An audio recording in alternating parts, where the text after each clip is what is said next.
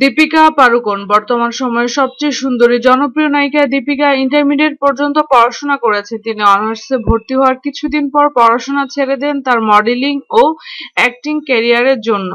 ঐশ্বরিয়া রায় বলিউডের হিন্দি সিনেমার ইতিহাসের সবচেয়ে সুন্দরী নায়িকা ঐশ্বরিয়া রায়। এই নায়িকা পড়াশোনায় অনেক মেধাবী ছিলেন। এসএসসি পরীক্ষায় পুরো ভারতে মেধা তালিকায় তৃতীয় স্থান অর্জন করেছিলেন, কিন্তু ইন্টারমিডিয়েটের পর আর পড়াশোনা করেননি। মডেলিং ও ফিল্মে অভিনয় নিয়ে ব্যস্ত হয়ে পড়েন। প্রিয়াঙ্কা চোপড়া বিশ্ব সুন্দরীর মুকুট অর্জন করা হিন্দি সিনেমার জনপ্রিয় নায়িকা। প্রিয়াঙ্কা চোপড়াও বেশিদূর পড়াশোনা করেননি, তিনিও ইন্টারমিডিয়েট পর্যন্ত পড়াশোনা করেছেন। প্রিয়াঙ্কা সাইকোলজি নিয়ে পড়াশোনা করতে চেয়েছিলেন, তাই মুম্বাইয়ের জয় হিন্দ কলেজে ভর্তিও হয়েছিলেন, কিন্তু সুন্দরী প্রতিযোগিতায় অংশগ্রহণের পর থেকে আর পড়াশোনা করেননি।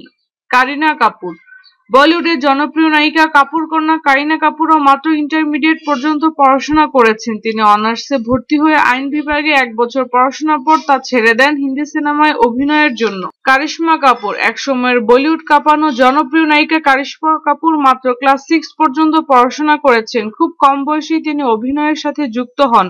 অভিনয়ের পাশাপাশি তিনি আর পড়াশোনা করেননি। যদি আমাদের ভিডিওটি ভালো লাগে তাহলে লাইক করার অনুরোধ রইল। ধন্যবাদ।